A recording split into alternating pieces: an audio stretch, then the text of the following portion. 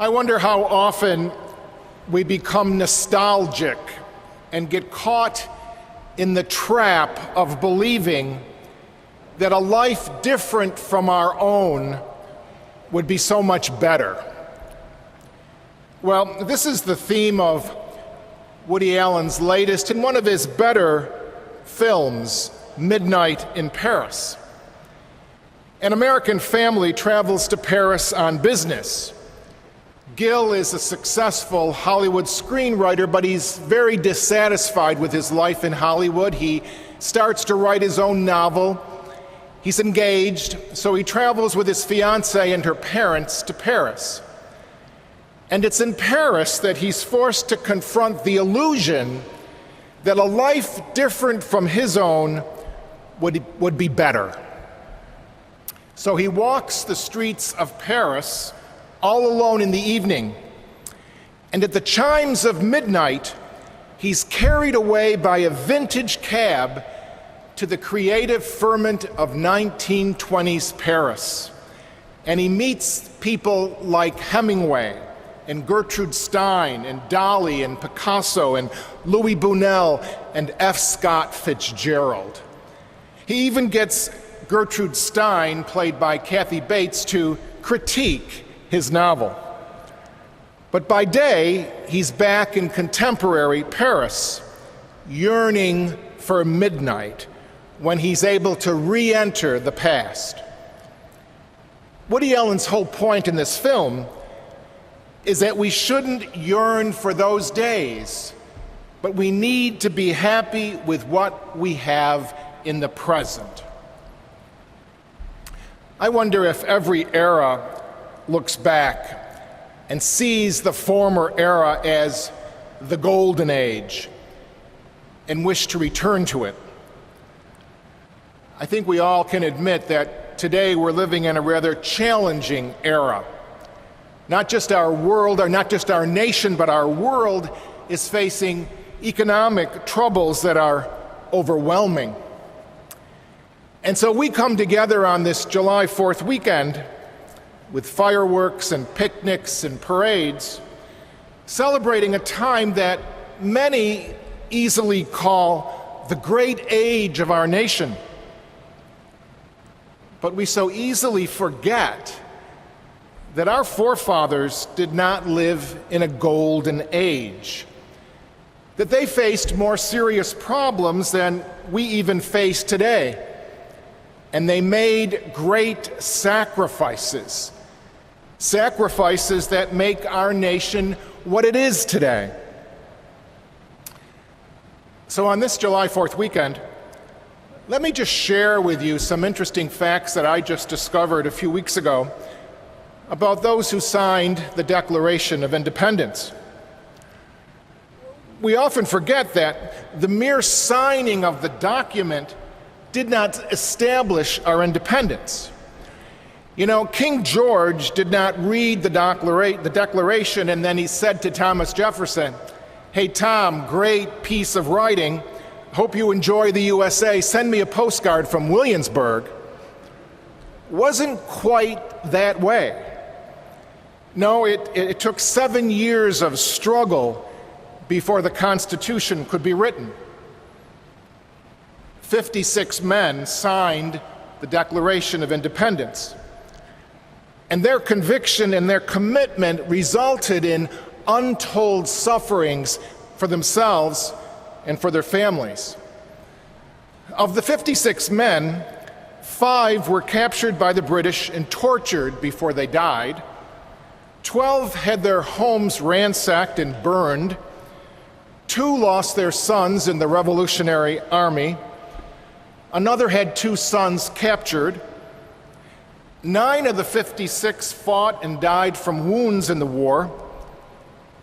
Carter Braxton of Virginia was a wealthy planter and trader. He saw his ships sunk by the British Navy. He sold his home and properties to pay his debts, and he died in poverty. At the Battle of Yorktown, the British General Cornwallis had taken over Thomas Nelson's home for his headquarters. and Nelson secretly, quietly ordered General George Washington to open fire on his own home. And the home was destroyed, and Nelson died bankrupt. And then John Hart.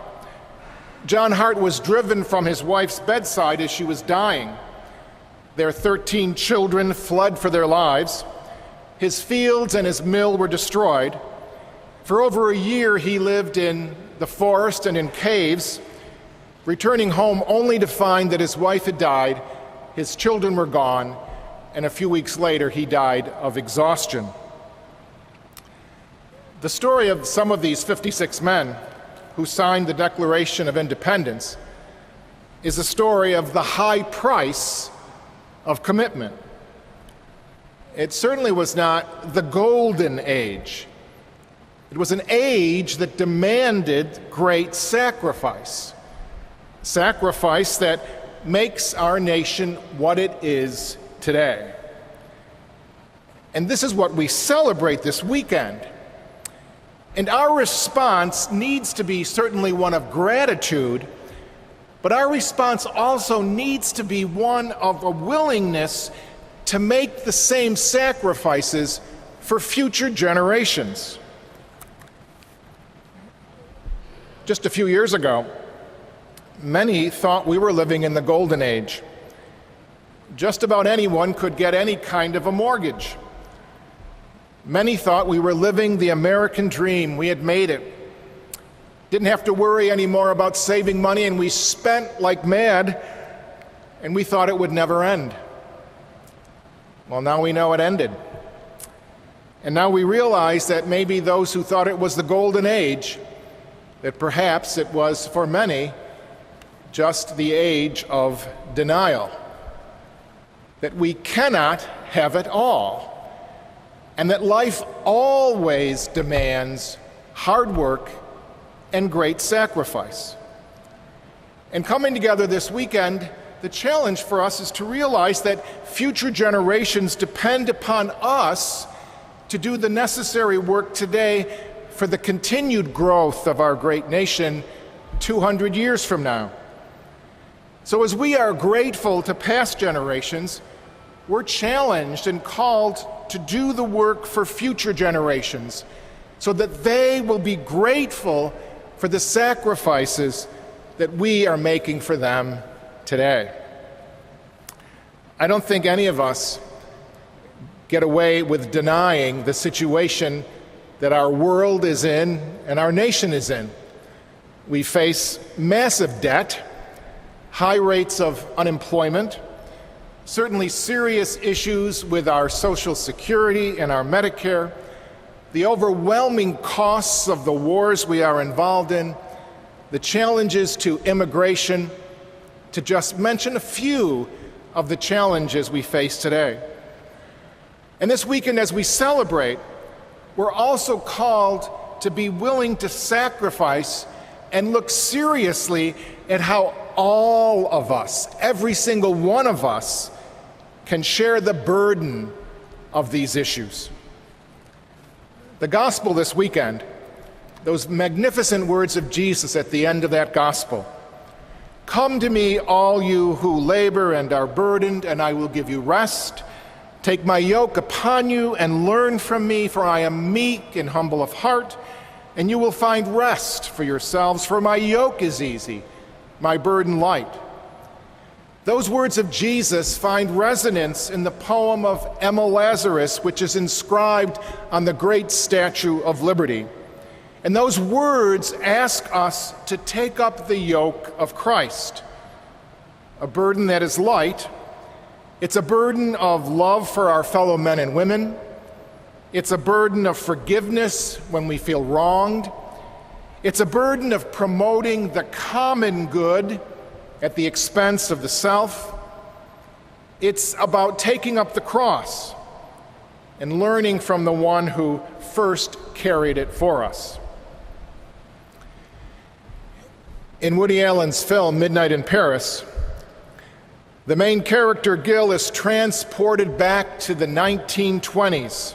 It's an era that he idolizes and admires. And he interacts with some famous literary icons and artists.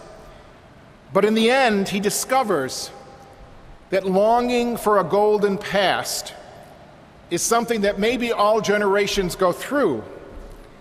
But he realizes that it's easy to romanticize and be nostalgic about the good old days.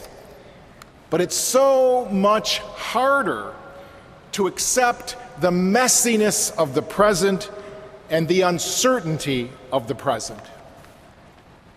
Woody Allen gives us a great message in this movie. Jesus Christ tries to give us that same message throughout the Gospels. We cannot live in the past. It's an illusion that a life different from our own would be better. We're called to live in the present and be willing to make the sacrifices demanded for the next generation. We so easily forget that every era has its challenges, and the era can only be called golden when the people of each era have the courage to respond to the issues and the challenges of the day. This July 4th weekend, as we come together in this great church to worship, let us all be grateful to those in the past who paved the way for the freedoms and the privileges that we have as a nation. And let us all be willing to pave the way for future generations by the sacrifices that we are willing to make today.